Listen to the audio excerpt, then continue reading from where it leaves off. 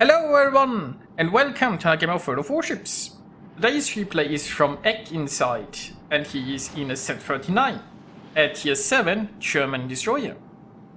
He's on the map New Dawn in a 3-point domination game, so it's a tier 7 battle, which is lovely. Not too many tier 7s, no carrier, no radar. And well, he is going for the B-cap, and he's found quite a few enemies there. Now the thing is, the Z-39 does have a very powerful hydro. So he can basically just smoke up here and hydro the entire cap. Like, his hydro range is 5 kilometers, and that's exactly what he's going to do. Now he's safely tucked away inside his smoke screen, and he can just farm those enemy destroyers. Now there are going to be torpedoes, but once again he has hydro, so dodging shouldn't be the biggest issue. Well, I guess it also depends on how many torpedoes are arriving. But I'm sure he has this covered. Now, the enemy Shiratsuyu is almost dead. He's trying to reverse back and forth inside his smoke screen, which does basically nothing against hydro. And look at that, there is still a hasty cone and an Emil Bertin. Now the Emil is a bit of a... like, the Emil might have a hydro too. Of course, being a cruiser, it's not German, his hydro won't be that powerful. But, I mean, I actually don't know. Emil might have like 4 kilometers or so.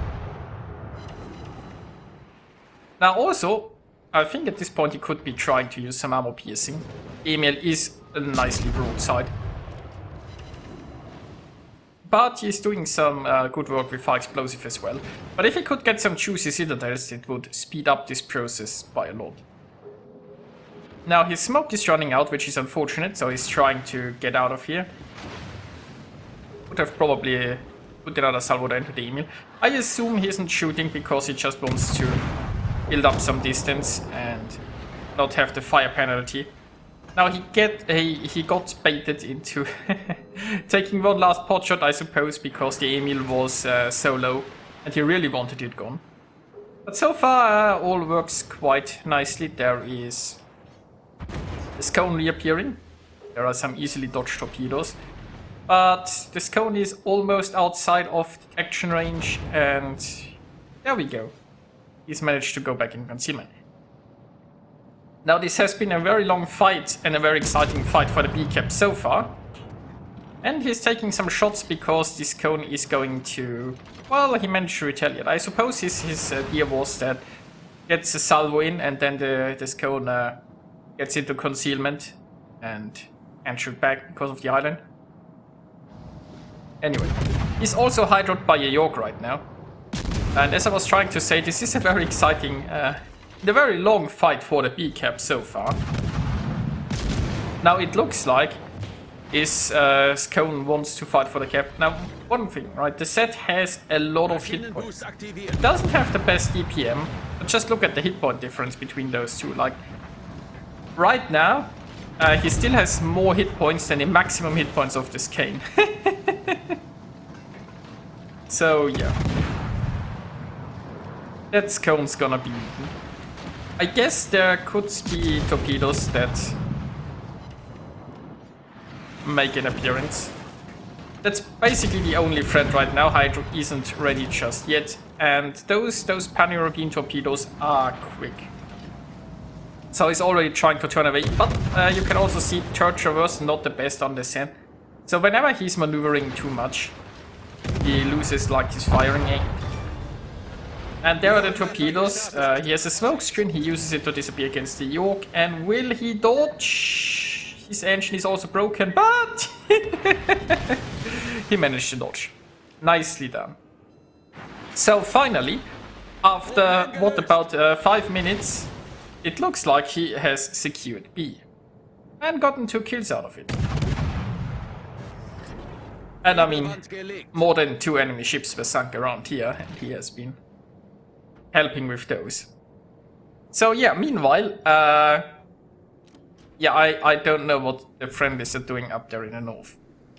The sea was taken by the friendlies, but is falling into enemy hands. Makes sense, there are so many enemy ships. The north, I don't know. They are training for high-level battles. Maybe that's it. I have no idea. They They see that high-level battles is all about zone wall hacking, so they're like, you know what, let's trade for that.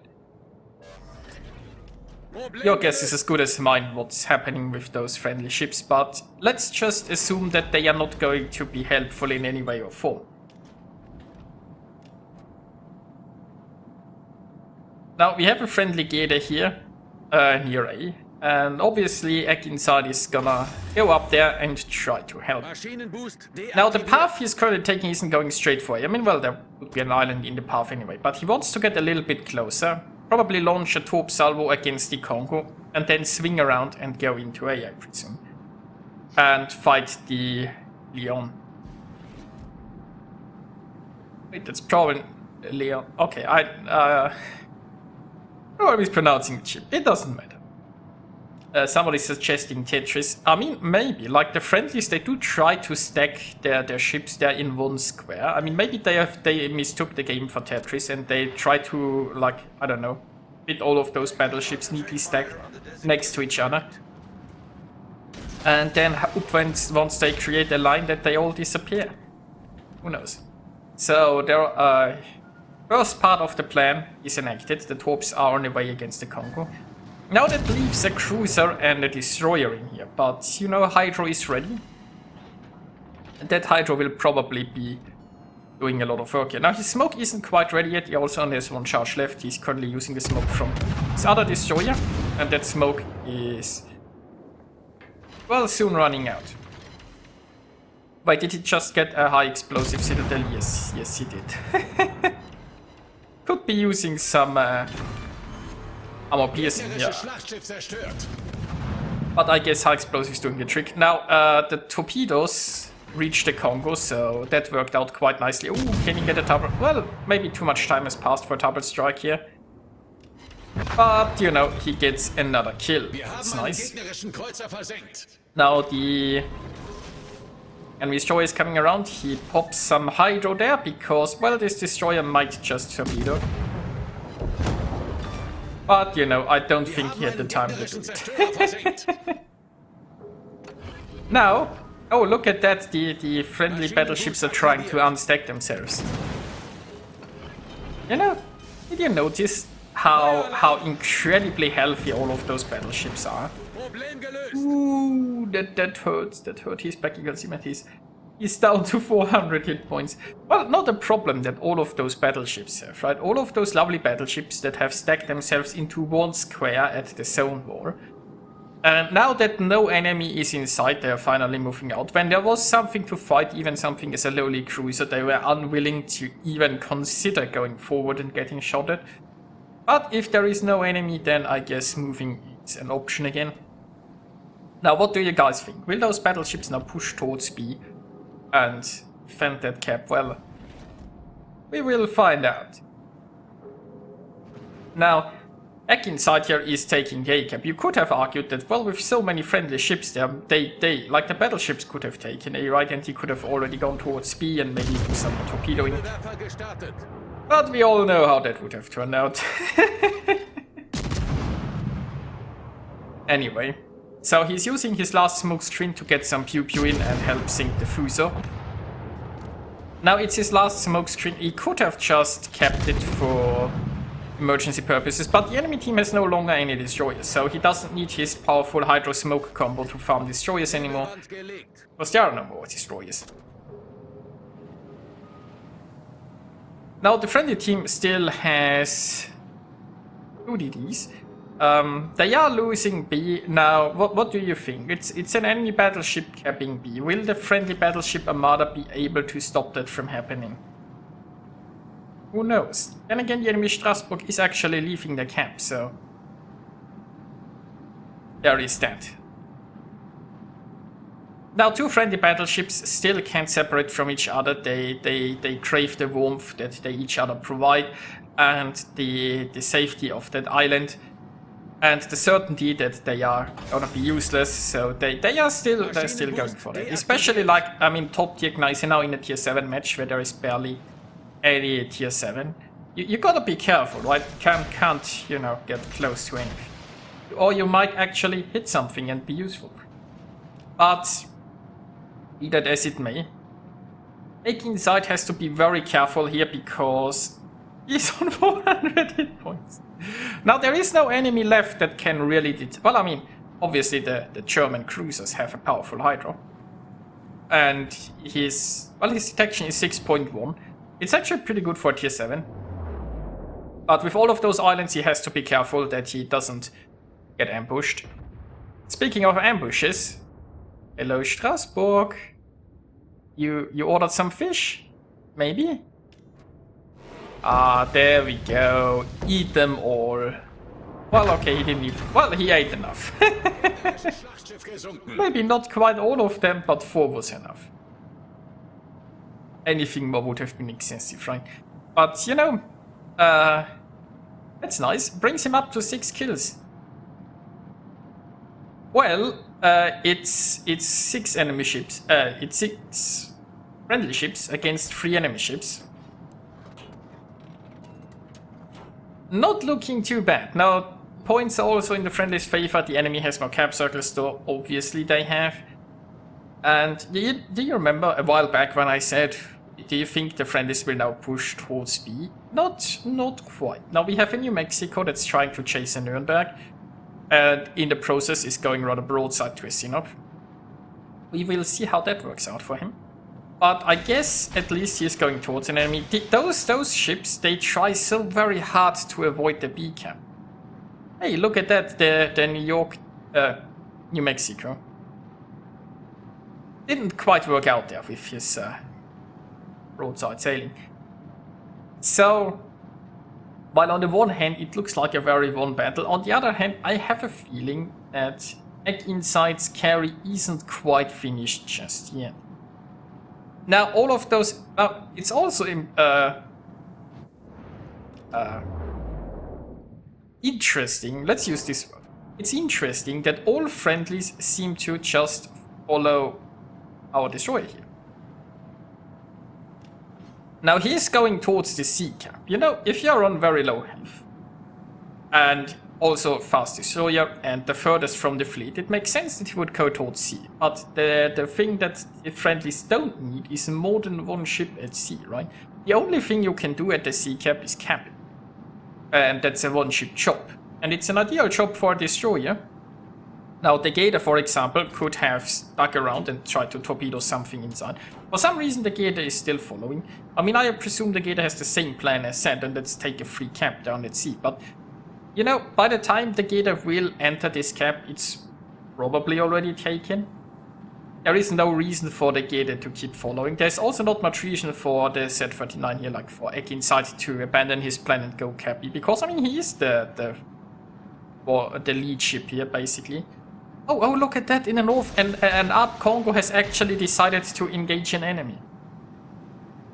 Wow, I mean, obviously he's going to be abandoned by the Congo and the Gneissen. Now, very healthy Gneissen, our top tier brawling ship that's doing his best to never get close to an enemy. Now, the Congo is, well, understandably calling for help, but, you know, he has... You know, this Congo has been cuddling so much with those friendly battleships that he probably was misled that they would be sticking together. But, you know, he has abandoned the mantra. He's actually tried to fight in his Congo, and the friendly battleships, they never wanted to fight. Now, honestly, the Congo should just go for the ram. I mean, look at this. The friendlies have more than enough ships, right? If the Congo rams the Sinop, it's going to be pretty good for the friendlies.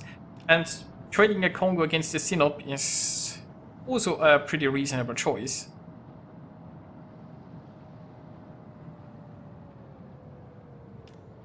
Now, meanwhile, you know what? Let's slightly speed this up here. Let me unlock the camera. Eckinside is just, you know, taking this cap, and the Congo, well, actually the Congo survived and the Sinop is dead, so, you know, he didn't even need to ram. That's great. Meanwhile, Eckinside is now going for the B cap. The York is probably finally going to be driven out, but the friendly Congo took a big hit. Now, meanwhile, look at that. Oh, nice, and our top tier battleship, still the healthiest ship probably around.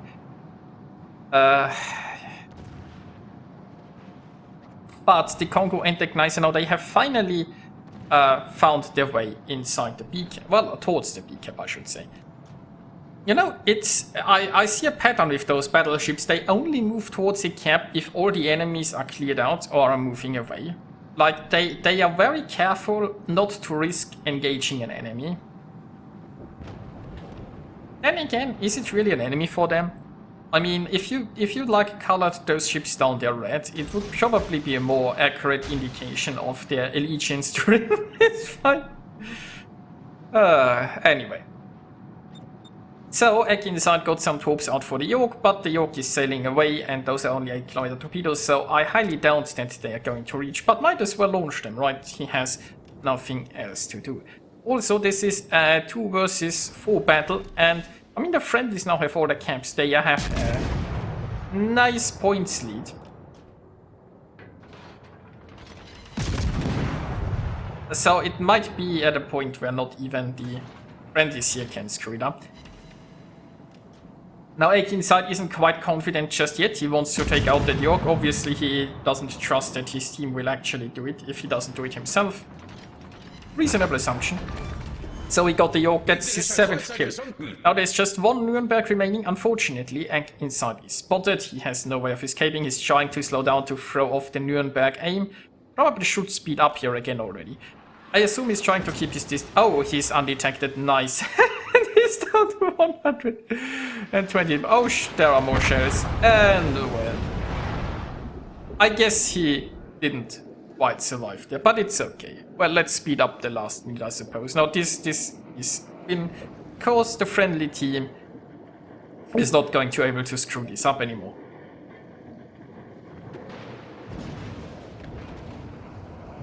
Which brings us to the results, and Eckinside carried this pretty hard, earned himself 3022 base experience, and now he probably suffers from severe back pain. But, you know, I hope you guys enjoyed watching this, and I'll see you next time.